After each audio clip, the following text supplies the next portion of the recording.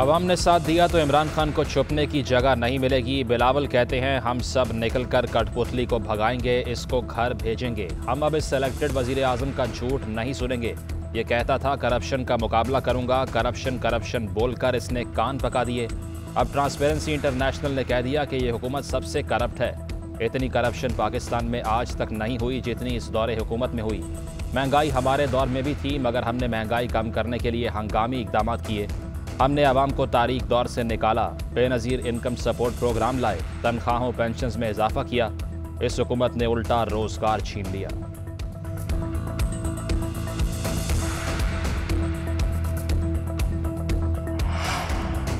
Peoples party long मार्च बड़े शौक से करे। शाह महमूद कुरैशी कहते हैं पीडीएम में इत्तेहाद नहीं रहा। नून लीग कह रही है कि पीपल्स पार्टी ने स्टेट बैंक बिल पर इनके साथ हाथ किया है।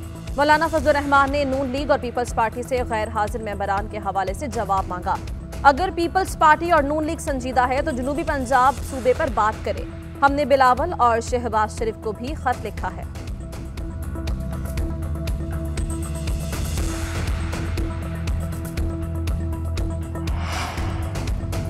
तहरीक इंसाफ का सिंध के बल्दियाती कानून के खिलाफ भरपूर मुहिम चलाने का फैसला। वफाकी वजीर असद उमर कहते हैं सिंध के अवाम के साथ 13 साल से जुल्म किया जा रहा है। सिंध में डाकू राज है।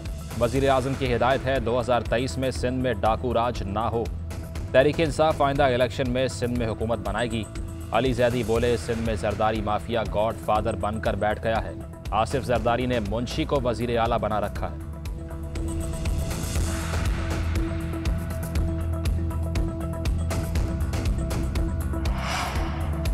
आपने खैबर पख्तूनख्वा, इस्लामाबाद और पंजाब में बल्दियाती नुमाइंदों को इख्तियारात नहीं दिए। एडमिनिस्ट्रेटर कराची मुर्तज़ा वहाब का असद उमर को जवाब। बोले इस्लामाबाद, पंजाब और खैबर पख्तूनख्वा में जो इख्तियारात बल्दियाती नुमाइंदों को थे वो भी पीटीआई ने गस्ब कर लिए हैं।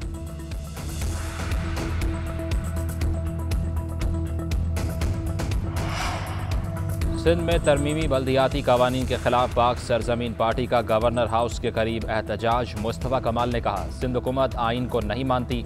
वजीर आला हाउस से इख्तियारात गली मोहल्लों तक मुंतकिल करने हैं। कराची के अवाम अपने हुकूक के लिए बाहर निकलें।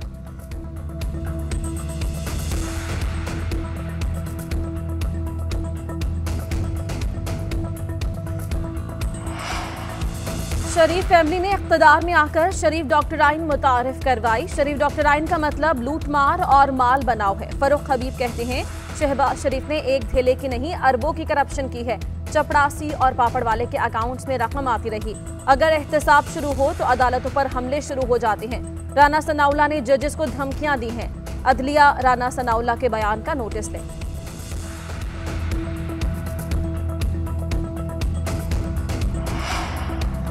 सेनेट में पार्लियामानी रवायत की नफी की गई। शाहिद खाकान अब्बासी ने कहा हुकूमत और चेयरमैन सेनेट मिले हुए थे, बगैर डिबेट हुए बिल पास किया गया। अपोजिशन जब भी हुकूमत में आएगी बिल वापस किया जाएगा। बिल पाकिस्तान के मफाद में था तो इस पर बहस क्यों नहीं हुई।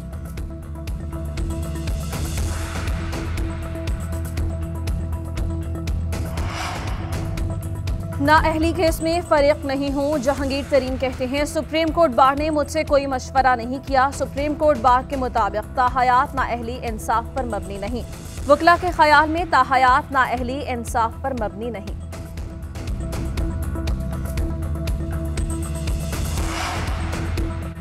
वफाकी वज़ीर इत्तलात फवाद चौधरी फ़ारूक नसीम के दिफा में बोल पड़े। फ़ारूक नसीम का सवाल आम है कि अगर जज साहिबान अपने बीवी बच्चों के असासों के जिम्मेदार नहीं तो फिर सियासतदानों और ब्यूरोक्रेट्स का एहतसाब कैसे मुमकिन है। अदलिया को आलमी रैंकिंग्स में अपनी तेज़ी से गिरती साख का जायज़ा लेने की ज़रूरत है। नए चीफ जस्टिस जब हलफ लेंगे तो इन्हें इस चैलेंज का सामना होगा।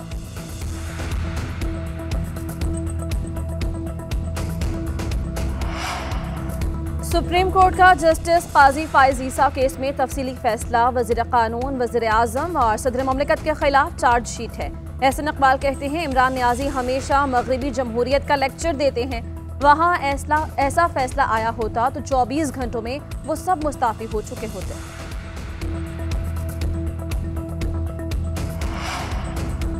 सदर प्यूटन के बाद कैनेडियन वजीर आज़म का इस्लामोफोबिया के खिलाफ बड़ा इकदाम। कैनेडियन वजीर आज़म ने इस्लामोफोबिया से निपटने के लिए खुसूसी नुमाइंदा मुकर्रर कर दिया। वजीर आज़म का इस्लामोफोबिया के खिलाफ कैनेडियन हम मनसब के बयान का खैर मकदम।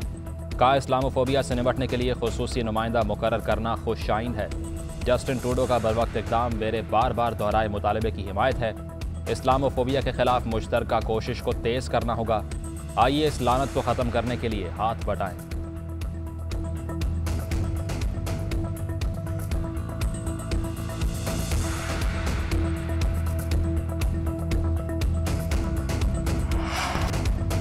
तहरीक इंसाफ का सिंध के बल्दियाती कानून के खिलाफ भरपूर मुहिम चलाने का फैसला। वफाकी वजीर असद उमर कहते हैं सिंध के अवाम के साथ 13 साल से जुल्म किया जा रहा है। सिंध में डाकू राज है। वजीर आज़म की हिदायत है 2023 में सिंध में डाकू राज ना हो। तहरीक इंसाफ आइंदा इलेक्शन में सिंध में हुकूमत बनाएगी।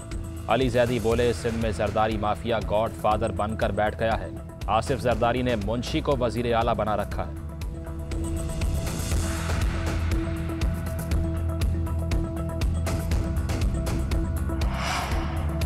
आपने खैबर पख्तूनख्वा, इस्लामाबाद और पंजाब में बल्दियाती नुमाइंदों को इख्तियारात नहीं दिए। एडमिनिस्ट्रेटर कराची मुर्तज़ा वहाब का असद उमर को जवाब। बोले इस्लामाबाद, पंजाब और खैबर पख्तूनख्वा में जो इख्तियारात बल्दियाती नुमाइंदों को थे वो भी PTI ने गस्ब कर लिए हैं।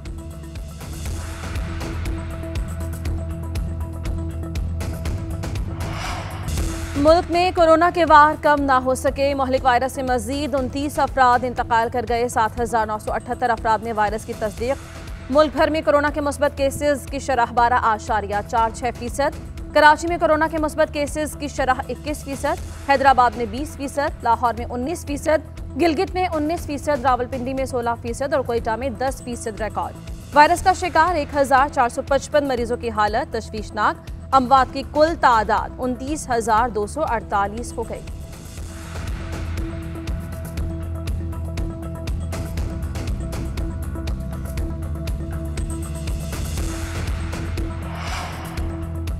कोरोना वायरस की लहर में बुखार की गोली गायब होना इंतहाई शर्मनाक है। मरियम औरंगजेब कहती हैं बुखार की गोली, LNG और खाद समेत हर चीज़ ब्लैक हो रही है। आवाम के लिए रोज़गार, मरीज के लिए दवा और किसान के लिए खाद गायब। शर्म आनी चाहिए। चीनी, आटा, गैस, बिजली, दवा, खाद। इमरान माफिया आवाम की जान खा रहा है। आवाम की खुशहाली, रोजगार और कारोबार गायब करने वाली हुकूमत को फारिग होना चाहिए।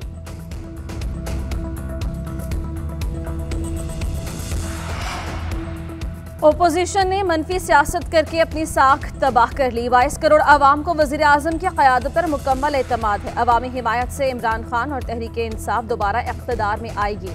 वज़ीर आला पंजाब उस्मान बुज़दार का बयान। गवर्नर पंजाब चौधरी सरवर ने कहा कि हुकूमत मजबूत है, इत्तेहादी जमातें वज़ीर आज़म के साथ हैं। मार्च 2021 गुजर गया, मार्च 2022 और मार्च 2023 भी गुजर जाएगा। डील और ढील की बातों में कोई हकीकत नहीं। इलेक्शन वक्त पर ही होंगे। और अदाकारा नीलो बेगम को मद्दाहों से बिछड़े 1 साल बीत गया। नीलो बेगम ने दर्जनों यादगार फिल्मों में अदाकारी के जौहर दिखाए। शायकीन के दिलों में आज भी जिंदा है।